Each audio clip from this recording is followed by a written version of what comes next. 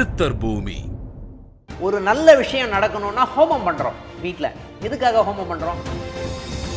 இந்த ஆகாய தத்துவம் உள்ள வருதா அப்படின்னா வருது.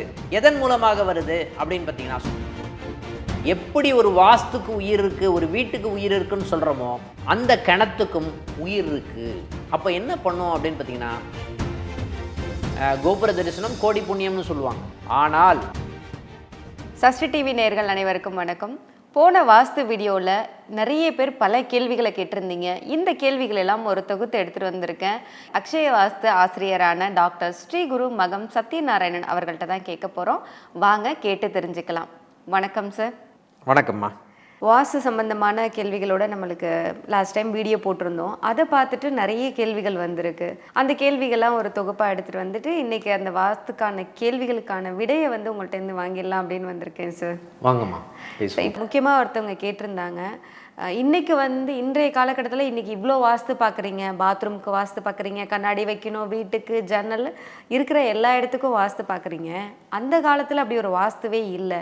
கூரை வீட்டில் தான் வாழ்ந்தாங்க, மண் குடிசையில் இருந்தாங்க. ஆனால் அவங்கெல்லாம் வந்து பார்த்திங்கன்னா ரொம்ப சந்தோஷமாக இருந்தாங்க, ஆரோக்கியமாக இருந்தாங்க. அப்போல்லாம் வாஸ்துன்றதே இல்லையே, இப்போ மட்டும் எதுக்கு இவ்வளோ வாஸ்து பார்க்குறீங்க அப்படின்னு கேள்வியாக கேட்டிருக்காங்க. இந்த காலத்தில் வந்து பார்த்திங்கன்னா எல்லாமே காங்கிரீட் வீடுகள். காங்கிரீட் வீடுன்னா இரும்பு கம்பி போட்டிருக்கோம், மோல்டு போட்டிருக்கோம். இந்த மோல்டு போடுறது, இரும்பு கம்பி கட்டுறது எல்லாமே பார்த்திங்கன்னா செவ்வாய் சனி இணைப்பு வந்து பார்த்திங்கன்னா தலை மேலே இருக்குதுன்னு அர்த்தம். ஆனால் அந்த காலத்தில் வந்து பார்த்திங்கன்னா ஒரு ஆசிரமம் மாதிரி வாழ்ந்துட்டு இருந்தாங்க. வீட்லேயே வந்து ஆசிரமம் மாதிரி இருந்தது. ஓகேங்களா? கூரை வீடு போட்டு வச்சுருந்தாங்க, மஞ்சுமில் போட்டு வச்சுருந்தாங்க. நீங்கள் எல்லா கிராவிடேஷனல் ஃபோர்ஸு, எல்லா விதமான பிரபஞ்ச சக்தி எல்லாமே ஈர்க்கக்கூடிய தன்மை வந்து பார்த்திங்கன்னா அந்த கூரை வீட்டுக்கு இருக்கிறது. பிரம்மஸ்தானம்னு சொல்கிறோம். முற்றம் தான் பிரம்மஸ்தானம், பிரம்மஸ்தானம் தான் முற்றம். நீங்கள் ஆசிரமம்னு போனீங்கன்னு வச்சுக்கோங்களேன், ஆசிரமத்தில் என்ன நிகழ்வு நடக்குது? மஞ்சு பில் எல்லாம் போட்டு கனெக்ட் பண்ணி ஓலை குடிசையில் வச்சுருப்பாங்க. அப்போ அதில் ஏதாவது வந்து சனியினுடைய தன்மை ஈர்க்கக்கூடிய சக்தி ஜாஸ்தியாக இருக்கா? செவ்வாயினுடைய தன்மை ஈர்க்கக்கூடிய ஜாஸ்தியாக இருக்கானா? இல்லை. ரெண்டாவது விஷயம், அந்த காலத்தில் வந்து பார்த்திங்கன்னா இந்த டாய்லெட் எங்கே வச்சுருந்தாங்க? வீட்டில் இருந்து வெளியில் வச்சுருந்தாங்க டாய்லெட்டை இன்றைக்கி வெளியே வைக்க முடியுமா? டாய்லெட்டை அப்பார்ட்மெண்ட்டுக்குள்ளே தான் டாய்லெட் எல்லாமே பர்ஃபெக்டாக அந்த காலத்தில் இருந்ததுன்னா காரணம் என்னென்னா அவங்க வாழ்ந்த வாழ்க்கையினுடைய தன்மை வேறு. முக்கியமான ஒரு பாயிண்ட் என்ன அப்படின்னு பார்த்தீங்கன்னா, அன்னைக்கு வந்து விறகு அடுப்பை மூட்டி கொண்டிருந்தாங்க. ஒரு நல்ல விஷயம் நடக்கணும்னா ஹோமம் பண்ணுறோம் வீட்டில். எதுக்காக ஹோமம் பண்ணுறோம்? எல்லா நவக்கிரக சமித்தும் வந்து சேர்த்து அந்த ஹோமம் பண்ணுறோம். ஓகேங்களா? அந்த காலத்தில் என்ன பண்ணாங்க? விறகு அடுப்பு அக்னி வந்து டெய்லி எரிஞ்சிட்டே இருக்கும் அப்படின்ற மாதிரி கணக்கு இருக்குது. இன்னைக்கு யார் வீட்டில் விறகு அடுப்பு எரிஞ்சிட்டு இருக்கோ அவங்கெல்லாம் ஹோமமே பண்ண தேவையில்லை. அந்த தோஷங்களில் எதுவுமே வாஸ்து சம்மந்தப்பட்ட தோஷமே இருக்காது. யார் வீட்டில் அடுப்பு வச்சுருக்காங்க? யார் வீட்லையுமே இல்லை. அப்போ அது அக்னி மூலன்னு சொல்கிறோம். அது வந்து எந்த இடம்? சுக்கிரனுடைய இடம். அங்கே அக்னி எரியுதா? இல்லை. இன்றைக்கி ஆர்டர் பண்ணி சாப்பிட்டுட்டு இருக்கோம். நிறைய பேருடைய வாழ்க்கையை அப்படி தான் ரொம்ப ட்ரெண்டியாக போயிட்டுருக்கு அப்படின்னு சொல்லலாம். மேலும் வந்து அந்த காலத்தில் வந்து வெள்ளிக்கிழமை செவ்வாய்க்கிழமை மட்டும் இல்லாமல் ரெகுலராகவே 2 வேளை இல்லைன்னா கூட ஒரு வேளை வந்து பார்த்திங்கன்னா சாணி போட்டு நல்லா மொழுகி வீட்டை வந்து பர்ஃபெக்டாக வச்சுட்டு இருந்தாங்க. மேலே இருக்கிற மஞ்சம்பில்லு, அதாவது அந்த தென்னை மரம் போட்டு தென்னை ஓலையில் வந்து நேஞ்சிருப்பாங்க. அது வந்து பார்த்திங்கன்னா மரத்தால் ஆன கூரையாக இருக்கும். அங்கே இரும்பு சம்பந்தப்பட்ட விஷயங்களே இருக்காது. அப்போ அந்த பிரபஞ்ச சக்தி டைரெக்டாக வந்து நல்லாவே இருக்குது. டைரெக்டாக உள்ளே அட்ராக்ட் பண்ண விஷயம் எல்லாமே நல்லா இருக்குது. அதுக்கெல்லாம் வாஸ்துவே தேவையில்லை அப்படின்னு சொல்லலாம். ஏன்னா டாய்லெட்டும் உள்ளே இல்லை. அந்த காலத்துலேயும் வந்து பார்த்திங்கன்னா தென்கிழக்கு பகுதி அப்படின்னு சொல்லப்படுகின்ற இடத்துல தான் அடுப்பே வச்சுருப்பாங்க. சரி, இப்போது நீங்கள் கூரை வீட்டுக்கு ஒரு விளக்கம் வந்து நீங்கள் கொடுத்துட்டீங்க. அந்த காலத்துலேயும் நிறைய மாளிகைகள்லாம் இருந்தது. ஜமீன்தார்கள் எல்லாருமே மச்சு வீடுன்னு சொல்லுவாங்க. வீட்டுக்குள்ளேயே வந்து மாடிப்படிகள் வச்சு மாடி வச்சு வாழ்ந்தாங்க. ஸோ இப்போ அவங்கெல்லாம் வந்து தளம் இல்லாமல் திறம் மாதிரி வச்சுலாம் கட்டியிருப்பாங்க. ஸோ அதுக்கெல்லாம் வந்து அப்போல்லாம் அவங்களாம் வாஸ்து பார்க்கலையா? அப்போ ஏன்னா இப்போ இருக்கிற பங்களா டைப் தான் அப்பையும் இருந்தது. பட் அவங்க வந்து வாஸ்து பார்த்தாங்களா, பார்க்கலையா? அந்த காலத்தில் வந்து சிமெண்ட்ன்ற கெமிக்கல் அந்த காலத்தில் கிடையாது. அதுக்கு என்ன பண்ணாங்க? அந்த கெமிக்கல் சம்மந்தப்பட்ட விஷயங்கள் அங்கே இல்லாததுனால என்ன பண்ணாங்க அப்படின்னு பார்த்தீங்கன்னா, கடுக்காய், வெல்லம், இந்த சுண்ணாம்பு, மண் வீடாக இருக்கும் அது. ஓகேங்களா? இதெல்லாம் பேஸ் பண்ணி தான் சுண்ணாம்பு அதெல்லாம் கலவையெல்லாம் பேஸ் பண்ணி தான் நம்ம வந்து என்ன பண்ணாங்க அந்த காலத்தில் மோல்டு அதெல்லாம் பண்ணாங்க. ஓகேங்களா? அப்போது ஸ்ட்ராங்காக இருந்ததா? ஸ்ட்ராங்காக குளுமை அதிகமாக இருக்கக்கூடிய தன்மை வந்து இந்த சுண்ணாம்புக்கு இருக்குது. ஒரு வீடு வாஸ்து சம்மந்தப்பட்ட விஷயங்கள் நல்லா இருக்கும், வெளிச்சம் நல்லா இருக்கும். அந்த வீட்டினுடைய ஹைட்டெல்லாம் பார்த்தீங்கன்னா 15 அடிக்கு மேலே தான் இருக்கும். பங்களா டைப் வீடெல்லாம் போய் பார்த்தீங்கன்னா அந்த காலத்தில் நல்ல ஹைட்டு தூக்கி கட்டியிருப்பாங்க. இன்றைக்கி 8 அடி 9 அடி 10 அடி அதுக்கு மேலே போகிறதில்ல. ஏன்னா மேலேயே வந்து பார்த்திங்கன்னா நிறைய ஜன்னல்கள் வச்சுருப்பாங்க. அப்போ அந்த ஜன்னல் வழியாகவும் வந்து பார்த்திங்கன்னா காற்றோட்டம் வரும், வெளிச்சமும் அந்த ஜன்னல் வழியாக வரக்கூடிய தன்மை இருக்குமானா இருக்கும். இதுதான் ஆகாய தத்துவம்னு சொல்கிறோம். இந்த ஆகாய தத்துவம் உள்ளே வருதா அப்படின்னா வருது. எதன் மூலமாக வருது அப்படின்னு பார்த்தீங்கன்னா, சுற்றுப்புறத்தில் வந்து எல்லாம் ஒட்டி கட்டிடாதீங்க, சுற்றுப்புறத்தில் கொஞ்சம் விட்டு கட்டுங்க அப்படின்னு சொல்கிறதுக்கு காரணமே வந்து பார்த்திங்கன்னா அந்த காற்றோட்டம் உள்ளே வரணும் அப்படின்ற ஒரு பாயிண்ட் ஒன்று இருக்குது. இந்த 2 விஷயங்கள் மட்டும் இருந்தது அப்படின்னு பார்த்தீங்கன்னா சுற்றுப்புற சூழல் நல்லாயிருக்கும், பிரபஞ்ச சக்தி உள்ளே வரும், பஞ்சபூதத்தினுடைய எல்லா சக்திகளும் உள்ளே வரக்கூடிய தன்மை இருக்கும். ஆட்டோமேட்டிக்காக வாஸ்து சம்மந்தப்பட்ட விஷயங்கள் தோஷமே நிவர்த்தி ஆகிடும்னு சொல்லலாம். புதுசாக கல்யாணம் ஆயிருக்கு, ஸோ அவங்கள வந்துட்டு அவங்களுக்கும் வாஸ்து இருக்கா, அவங்கள எந்த திசையில் படுக்க வைக்கணும் அப்படின்ற மாதிரிலாம் கேட்டிருக்காங்க சார். இன்றைக்கி குழந்தை சம்பந்தப்பட்ட நிகழ்வுகளே இன்றைக்கி பிரச்சனையாகக்கூடிய சூழ்நிலை அப்படின்ற ஒரு நிகழ்வு இருக்குது. புதுசாக கல்யாணமானவங்க அப்படின்னு சொல்லும்போது இந்த தென்மேற்கு பகுதியில் கண்டிப்பாக அவங்களுக்கு பெட்ரூம் இருக்கணும்.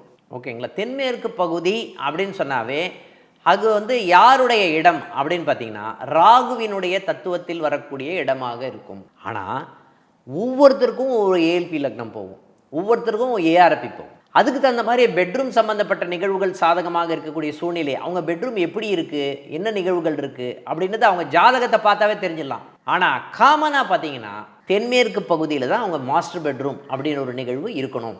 அவங்களுடைய திருமணமாகி தாம்பத்தியம் சம்பந்தப்பட்ட விஷயங்களாக இருந்தாலும் சரி, இல்லைன்னா 2 பேருடைய ஒற்றுமை சம்பந்தப்பட்ட விஷயமாக இருந்தாலும் சரி, நல்லா இருக்குமானா கண்டிப்பாக நல்லா இருக்கும். 2 பேருக்கு ஒற்றுமை நல்லா இருக்கணும் அப்படின்னு சொன்னால் அந்த பெட்ரூமுக்கும் அந்த கிச்சன் இருக்கு இல்லையா, அதுக்கு நடுவில் கேப் இருக்கக்கூடாது. 2 ஒட்னாப்பில் இருந்தது அப்படின்னு சொன்னால் அவங்களுடைய ஒற்றுமை நல்லா இருக்குமானா கண்டிப்பாக நல்லா இருக்கும். இப்போ வடகிழக்கு மூலையில் ரூம் வந்து இந்த மாதிரி இப்போ மாற்ற முடியாத ஆல்ரெடி கட்டி இருக்கு அப்படின்னா வடகிழக்கு மூலை நல்லதா அப்படின்னு சொல்லி கேட்குறாங்க. வடகிழக்கு மூலை அப்படின்னு சொல்லப்படுகின்ற இடமே வந்து பார்த்திங்கன்னா அது குருவினுடைய இடம். அந்த இடத்துல போய் பெட்டை நீங்கள் எடுத்துமே வச்சிங்க அப்படின்னு சொன்னால் இந்த பணம் சம்மந்தப்பட்ட விஷயங்கள்லாம், பொருளாதாரம் சம்மந்தப்பட்ட விஷயத்தில் பிரச்சனை வரும், குழந்தை பிறப்பு சம்மந்தப்பட்ட விஷயத்தில் பிரச்சனை வரக்கூடிய தன்மை இருக்குமானா கண்டிப்பாக வரும். ஒரு ஆண் வீட்டில் இருக்கான் அப்படின்னு சொன்னால் அவன் பொருளாதாரத்தை நோக்கி வெளியில் போகணும். அந்த பொருளாதாரத்தை நோக்கி அவன் வெளியில் போகிறான்னு வச்சுக்கோங்களேன், அந்த மாதிரி நிகழ்வுகள் அங்கே இருக்குமானா இருக்காது. ஏன் அப்படின்னு சொன்னால் ஒரு வேலைக்கு வெளியில் போகிறான், ஒரு பிஸ்னஸ் விஷயமாக வெளியில் போகிறான் அப்படின்னு சொன்னால் அந்த பெட்ரூமு என்ன பண்ணணும்னா சுற்றி விடும். ஓகேங்களா? அந்த இடத்துல மட்டும் எப்போவுமே பெட்டை போடக்கூடாது. ஸோ வடகிழக்கு மூலையை பற்றி யார் கேட்டிருந்தீங்களோ, ஸோ உங்களுக்கு இந்த பதிவு யூஸ்ஃபுல்லாக இருக்கும். வடகிழக்கு மூலையை பயன்படுத்தக்கூடாது. சரி, இப்போ அடுத்து வந்து என்ன கேள்வி கேட்டிருக்காங்க அப்படின்னு பார்த்தீங்கன்னா, இப்போ வாடகை வீட்டில் இருக்கோம், ஆனால் ஹவுஸ் ஓனர் வேற ஒருத்தவங்களா இருப்பாங்க, அவங்க தான் அவங்களுக்கு தகுந்த மாதிரி வாஸ்து பார்த்து கட்டியிருப்பாங்க. அந்த வாஸ்து நாம் இப்போ குடி போனோம்னா நமக்கு அது பலிக்குமா அப்படின்னு கேட்குறாங்க. 2 வீடுமே வேலை செய்யும். அதாவது இப்போது நான் வந்து ஒரு வீடு வச்சுருக்கேன், ஓகேங்களா, நான் வந்து இன்னொரு இடத்துல இருக்கேன் அப்படின்னு வச்சுக்கோங்களேன். நான் வந்து என்னுடைய பூர்வீகமான வீடுன்னு ஒன்று இருக்கு இல்லையா, அதனுடைய தன்மைகளும் வாஸ்து சம்மந்தப்பட்ட விஷயத்தில் இயங்குமானா இயங்கும். 2வது விஷயம் வந்து பார்த்திங்கன்னா இப்போ இருக்கிற வீடு இருக்கு இல்லையா, அது வந்து ரொம்ப ரொம்ப பயங்கரமாக இயங்கும். அது 25%னா இது 75% இயங்கும். நான் இருந்த வீடு இருக்கு இல்லையா, அது 30% இருக்கும். ஏன்னா அது வந்து என்னுடைய சொந்த வீடு, என்னுடைய பேரில் இருக்கக்கூடிய வீடு. ஆனால் எல்லாமே வந்து பார்த்திங்கன்னா அவனுடைய ஜாதகத்திலே ரிஃப்ளெக்ட் ஆகும். நீங்கள் தனித்தனியாக வாஸ்து, தனித்தனியாக வந்து சொந்த வீடு, தனித்தனியாக வாடகை வீடு, அந்த மாதிரி ஒரு நிகழ்வுகள் கிடையாது. ஆனால் உங்களுடைய ஏஎல்பி லக்னம், உங்களுடைய ஏஆர்பி என்ன இருக்கோ அது சம்பந்தப்பட்ட நிகழ்வுகள் வழியாக தான் அந்த வந்து வாஸ்துவே இயங்கும்னு சொல்லலாம். அது உங்களுக்கு சாதகமாக இருக்குது அப்படின்னு சொன்னால் உங்களுக்கு ஃபேவரபுளாக இருக்கும். 4ஆம் பாவம் உங்களுக்கு சாதகமாக இருந்தால் உங்களுடைய வாஸ்து நல்லா இருக்கும். 4ஆம் பாவம் சரியில்லை அப்படின்னு சொன்னால் உங்களுடைய வாஸ்துனுடைய தன்மை பிரச்சனையாக தான் இருக்கும். கிணறு வந்து க்ளோஸ் பண்ணிட்டாங்களாம், அது க்ளோஸ் பண்ணி மூடி இருக்குது, அது மேலே வீடு கட்டலாமா அப்படின்னு கேட்குறாங்க சார். கண்டிப்பாக மூடலாம். தேவையில்லாத கிணறு அப்படின்னு சொன்னால் மூடலாம். ஆனால் அந்த கிணறு மூடுறதுக்கு நிறைய ப்ரொசீஜர். அந்த கிணறை மூடுறதுக்கு நிறைய பலி கொடுக்கணும். இந்த பலிகள் கொடுத்து அதுக்கு பூஜை புனஸ்காரங்கள் நிறைய ப்ரொசீஜர் இருக்குது. உங்கள் பக்கத்தில் யாராவது புரோகிதர்கள் இருக்காங்க அப்படின்னு சொன்னால் அவங்கக்கிட்ட போய் பேசுங்க.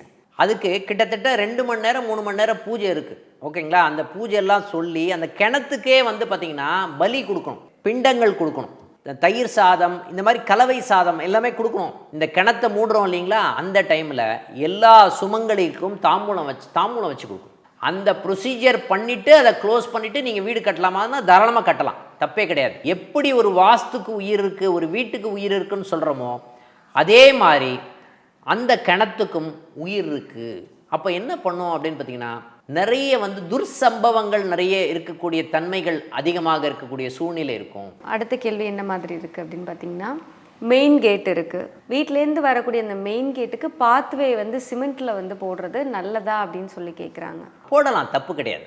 ஆனால் இன்னைக்கு இருக்கக்கூடிய வாஸ்து சம்மந்தப்பட்ட விஷயத்தில் நம்ம என்ன சஜஸ்ட் பண்ணுறோம் அப்படின்னு பார்த்தீங்கன்னா, கல் இருக்கும், பாக்ஸாக இந்த இந்த பிளாட்ஃபார்ம் கல்லுனே விற்பாங்க. ஆக்சுவலாக இதுக்குன்னே இருக்குது அந்த கல். நீங்கள் அந்த கல்லை போட்டிங்க அப்படின்னு சொன்னால் எப்போவுமே நீர் ஊறக்கூடிய தன்மை பார்த்திங்கன்னா அந்த இடத்துல இருக்கும் அப்படின்னு சொல்லலாம். இந்த வடகிழக்கில் நீங்கள் எல்லாமே கட்டுறீங்க, பிளாட்ஃபார்ம் சம்மந்தப்பட்ட நிகழ்வுகள் எல்லாமே இருக்குதுன்னு வச்சுக்கோங்களேன். வடகிழக்குன்னு சொல்லப்படுகின்ற இடமே பார்த்திங்கன்னா நீர்ப்பகுதி. அப்போ என்ன பண்ணணும்னா பூமிக்கு நீர் போகணும். அப்போ பூமிக்கு நீர் போகணும் அப்படின்னு சொன்னால் நீங்கள் அங்கே போயிட்டு நல்லா காங்க்ரீட்டில் எல்லாமே போட்டிங்கன்னு வச்சுக்கோங்களேன், நீர் ஊறாத தன்மையை கிரியேட் பண்ணிவிடும். எல்லா இடத்துலையும் பாக்ஸ், அந்த கல் காங்க்ரீட் ராக்ஸ் இருக்குது, அது நீங்கள் அதை போட்டுட்டிங்கன்னாவே ஆட்டோமேட்டிக்காக நீர் சம்மந்தப்பட்ட விஷயங்கள் உள்ளே இழுக்கக்கூடிய தன்மை அதில் இருக்கான்னா இருக்குது. ஓகேங்களா? அதை பயன்படுத்துனீங்கன்னா நல்லாயிருக்கும். வீடு இருக்குது, வீட்டில் இந்த தேன்பூச்சி, குளவி, இந்த கருவண்டு இதெல்லாம் வீடு கட்டுது. இந்த கூடு கட்டுறது நல்லதா, அதை நாம் கலைக்கலாமா கூடாதா, அதனால நமக்கு ஏதாவது தோஷம் வருமா, ப்ராப்ளம் ஃபேஸ் பண்ணுவோமான்னு கேட்குறாங்க. உங்களுக்கு டிஸ்டர்பன்ஸே இல்லை அப்படின்னு சொன்னால் தயவு செய்து அதை நீங்கள் அலோவ் பண்ணுங்கள். அதாவது ஜீவ இம்சை அப்படின்ற ஒரு விஷயத்தை நம்ம பண்ணாமல் இருப்பது நல்லது அப்படின்னு ஃபஸ்ட்டு விஷயமா சொல்லிக்கலாம். ஆனால் வீட்டில் எந்த அளவுக்கு சுத்தமாக நீங்கள் வைத்து கொள்கிறீர்களோ அந்த அளவுக்கு மற்ற விஷயங்கள் எல்லாமே உள்ளே வராது. அப்போது எங்கே ப்ராப்ளம் இருக்குது அப்படின்னு பார்த்தீங்கன்னா, உங்களுடைய சுத்தம் சம்மந்தப்பட்ட விஷயத்துல தான் ப்ராப்ளம் இருக்குது. குளவி இருக்குது வீட்டில் அப்படின்னு சொன்னாவே, இந்த தேனீக்கள் இருக்குது அப்படின்னு சொன்னாவே அப்படின்னா அவங்களுடைய தாம்பத்தியம் நல்லா இருக்குன்னு அர்த்தம். குழந்தை பிறப்பு சம்மந்தப்பட்ட விஷயங்கள் சாதகமாக இருக்கக்கூடிய சூழ்நிலை இருக்குதுன்னு அர்த்தம். ஆனாலும் வீட்டில் எந்த அளவுக்கு க்ளீனாக வச்சுக்க முடியுமோ எதுவுமே உள்ளே வராது. இன்னொரு கேள்வி என்ன அப்படின்னு பார்த்தீங்கன்னா, மயானம் பக்கத்தில் ஃப்ளாட் இப்போல்லாம் எல்லா இடத்தையுமே விட்டு வைக்கிறது இல்லை. அப்படிப்பட்ட ஒரு சூழ்நிலையில் மயானம் பக்கத்தில் ஃப்ளாட் இருக்குது, அந்த இடத்துல நாங்கள் வீடு கட்டலாமா கூடாதா அப்படின்னு கேள்வியை கேட்டிருக்காங்க. இப்போது நம்ம அட்சய வாஸ்துவில் என்ன சொல்லிகிட்டு இருக்கோம் அப்படின்னு பார்த்தீங்கன்னா, முக்கியமாக நம்ம சொல்கிறது உங்கள் ஜாதகம்தான் வீட்டை இயக்கும்னு சொல்லிகிட்டு இருக்கோம். ஏன்னா 4ஆம் பாவம்ன்றது வீடு, வண்டி, வாகனம், சொத்து, சுகம்னு சொல்லுவோம். இந்த 4ஆம் பாவத்தில் ராகுவோ மாந்தியோ ஏதாவது உட்காந்துருந்ததுன்னு வச்சுக்கோங்களேன், மயானத்துக்கு பக்கத்தில் தான் வீடே கட்டுவீங்க நீங்கள். இல்லை அப்படின்னு பார்த்தீங்கன்னா, உங்களுக்கு ஏஎல்பி லக்னமோ அட்சய ராசியோ சிம்ம லக்னமோ அட்சய ராசியோ, உதாரணமாக சுக்கிரதசை போயிட்டுருக்கு, பூர்வ நட்சத்திரத்தில் ஏஆர்பி போயிட்டுருக்கு அப்படின்னு சொன்னீங்கன்னா நீங்கள் பக்கத்தில் மயானம் இருக்குமா? இருக்கும். சரி, இப்போ கட்டிடம் சார்ந்து அப்படின்றதுனால மறுபடியும் ஒரு கட்டிடம் சார்ந்த ஒரு கேள்வி தான். இப்போ எந்த லக்னக்காரர்கள் அடுக்குமாடி குடியிருப்பு உள்ள ஒரு கட்டிடம் கட்டலாம், ஒரு 3 அடுக்கு நான் வீடு கட்டுறேன் அப்படின்னா அது எனக்கு செல்வத்தை ஈட்டி தருமா அப்படின்லாம் கேட்குறாங்க. யாருக்கெல்லாம் ஏஎல்பி லக்னம் கும்ப லக்னமாக செல்கிறதோ அவங்க எல்லாமே அடுக்குமாடி வீடு. யாருக்கெல்லாம் முக்கியமாக மீன லக்னம் போயிட்டுருக்கோம் அவங்களுக்கு எல்லாமே அப்பார்ட்மெண்ட், பெரிய பெரிய அப்பார்ட்மெண்ட்டில் இருப்பாங்க. முக்கியமாக விருச்சக லக்னம் ஏஎல்பி லக்னம் போயிட்டுருக்கு, அட்சய ராசி விருச்சக ராசியாக செல்கிறது, இல்லை எனக்கு கடக லக்னம் போயிட்டுருக்கு அப்படின்றவங்க எல்லாமே பார்த்திங்கன்னா ஒரு பெரிய பெரிய அப்பார்ட்மெண்ட்டில் தான், ஒரு 1000 வீடு 1500 வீட்டில் இருக்கிற இதுதான் குடியே இருப்பாங்கன்னு சொல்லலாம். ஆனால் பர்சனலாக நான் 2 மாடி கட்டலாமா 3 மாடி கட்டலாமா அப்படின்னா உங்களுக்கு உங்கள் ஜாதகம் சம்மந்தப்பட்ட விஷயங்கள் தான் இயக்கும். அந்த ஜாதகம் சம்மந்தப்பட்ட விஷயங்கள் கடக லக்னத்துக்கு சாதகமாக வரக்கூடிய தன்மை இருந்தது அப்படின்னு சொன்னால், ஏஎல்பி லக்னமோ அட்சய ராசியோ கடக லக்னத்தில் இருந்தாங்க அப்படின்னா பல மாடி கட்டடங்கள் வருவதற்குண்டான தன்மை அப்படின்ற ஒரு நிகழ்வு பை டிஃபால்ட்டாகவே இருக்கும்னு சொல்லலாம். பொதுவாக வீட்டில் இந்த பிள்ளையார் எறும்புன்னு சொல்லுவோம், அதுக்கப்புறம் சித்தெரும்புன்னு சொல்லுவோம், அப்புறம் இன்னொன்று கட்டை எறும்பு சொல்லுவோம். இந்த மாதிரி எறும்பு பொதுவாகவே வீட்டுக்கு எறும்பு வருது அப்படின்னு சொன்னால் நம்ம முன்னோர்கள் நம்மளை நினைக்கிறாங்க, நமக்கு நாம் அவங்களுக்கு எதுவும் செய்யலை அப்படின்னு ஃபீல் பண்ணுறாங்க. ஸோ முன்னோர்களுக்கு ஏதாவது செய்யணும்னு சொல்லுவாங்க. இது சகுனமாக நம்ம பொதுவாக வழக்கத்தில் இருக்கக்கூடிய ஒரு விஷயம். இப்போ ஒரு வீட்டில் பொதுவாக எப்போவுமே எறும்புகள் அதிகமாக இருக்குது, வீட்டை சுற்றியோ இல்லை வீட்டுக்குள்ளேயோ வீட்டை சுற்றி இருக்கக்கூடிய இடங்கள்லையோ எறும்புகள் அதிகமாக இருக்குது அப்படின்னா அது என்ன காரணமாக இருக்கும், என்ன குறைபாடாக இருக்கும் அப்படின்னு கேட்குறாங்க சார். அதாவது முக்கியமாக யாருக்கெல்லாம் நம்ம பூர்வ ஜென்ம கர்மா அப்படின்னு சொல்லப்படுகின்ற நிகழ்வுகள் அவங்க வீட்டில் இருந்தது அப்படின்னு வச்சுக்கோங்களேன், யாருக்குமே தோஷமே வச்சிருக்க மாட்டாங்க. உதாரணமாக நம்ம வந்து ஏஎல்பி லக்னமோ அக்ஷய ராசியோ ஒருத்தருக்கு வந்து சிம்ம லக்னம் போயிட்டுருக்கு, அவங்க வீட்டில் எறும்பு இருக்குமா? இருக்கும். அதே மாதிரி மகர லக்னமாக இருந்தாலும் சரி அதனுடைய தன்மைகள் இருக்குமா? இருக்கும். முக்கியமாக இவங்களுக்கு எல்லாமே வந்து பார்த்திங்கன்னா நிறைய சாப்பாடு போடணும். அப்புறம் 1000 பேருக்கு சாப்பாடு போடணும்னு சொல்கிறோம். 1000 பேருக்கு நம்மளால் சாப்பாடு போட முடியுமா? போட முடியாது.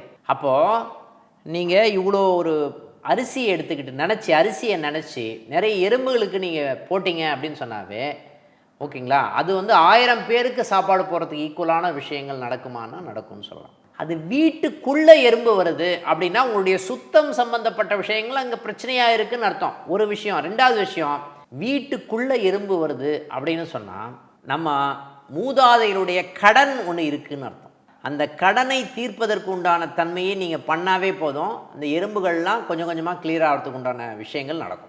எந்த மாதிரி சார் மூதாதையர்கள் கடனை வந்து இவங்க தீர்க்கணும்? மூதாதையர்கள் கடன் வந்து தீர்க்கணும் அப்படின்னா தவசம் பண்ணுங்க.